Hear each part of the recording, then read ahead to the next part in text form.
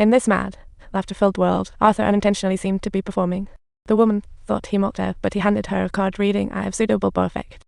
Subtitles detail his laughter disorder, causing maniacal laughter when nervous. He hoped for her forgiveness of this farce. After the truth, she lost interest. After alighting the bus, Arthur dragged himself, struggling up the stairs, wishing life could ascend like them.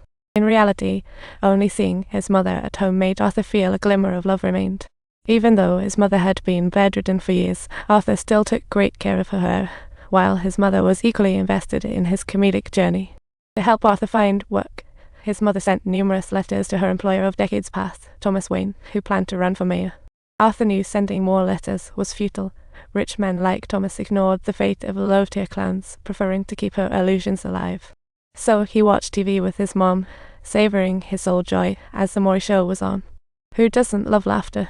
The host, Maury, was Arthur's idol. Despite his chaotic life, he never gave up on his dream of being a comedian. He fantasized about sharing the stage with Maury, spinning tales of his tragic life, and soaking up Maury's motivational. Back to reality, he must continue as a clown to make a living. The fat guy, feeling compassionate upon hearing his plight, gave him a paper bag. Arthur opened it in confusion, only to find a gun inside.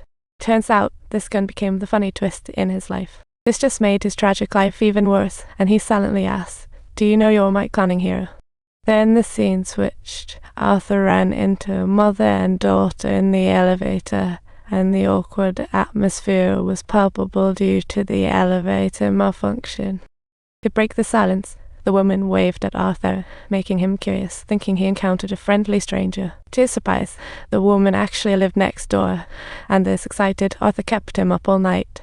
Little did he know, to figure her out, he ended up stalking her, and she caught onto his little secret. At night, the woman knocked, saying she had noticed his stalking and just wanted to greet.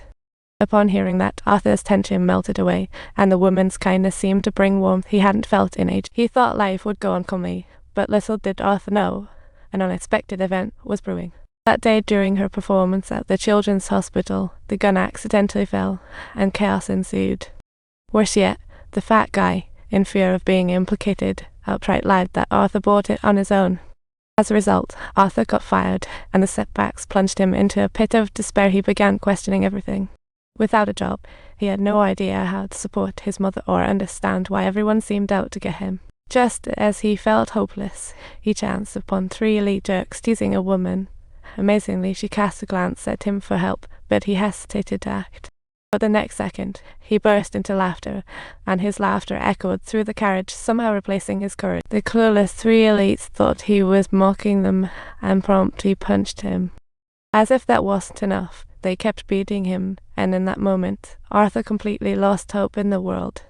He couldn't understand why, after all his efforts to just survive, this was the fate he received.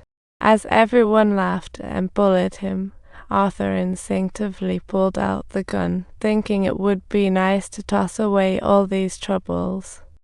Suddenly, he couldn't help but shoot at the last escaping jerk, only to realize things were spiraling out of control. When he calmed down, he realized he had killed someone and, panic-stricken, fled the scene. This was one bizarre comedy.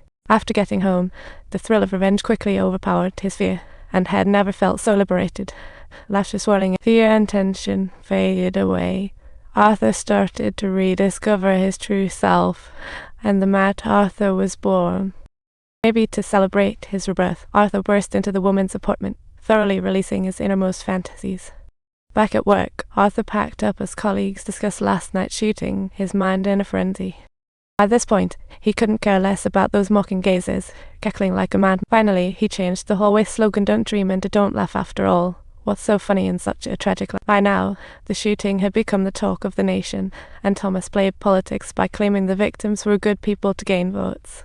He even viciously called Arthur a class-hating coward. What a disgrace! Arthur couldn't help but chuckle inside. Yet her kindness had never been acknowledged. Her revenge brought scorn instead, a real comedy. The following day, Arthur went to see a psychiatrist to pour out his heart, only to find out that the doctor didn't seem to be listening to him whatsoever. Instead, they interrupted her repeatedly, asking, "How was work for you? Do you have any serious thoughts?" "All my thoughts are serious. What you can't hear is just a welfare clinic with doctors who don't care. They only cared about getting their checks on time, and now that the government had cut the budget, they were shutting down next week. How hilarious. Arthur suddenly understood the doctor's subtext and let go of the previous dismissals. That day, Arthur finally got a chance to perform at a bar, only to be so nervous he burst out laughing. Despite her efforts to control it, her laughter echoed throughout the bar. The audience watched as if at a farce, except the woman in the corner, who was thoroughly entertained.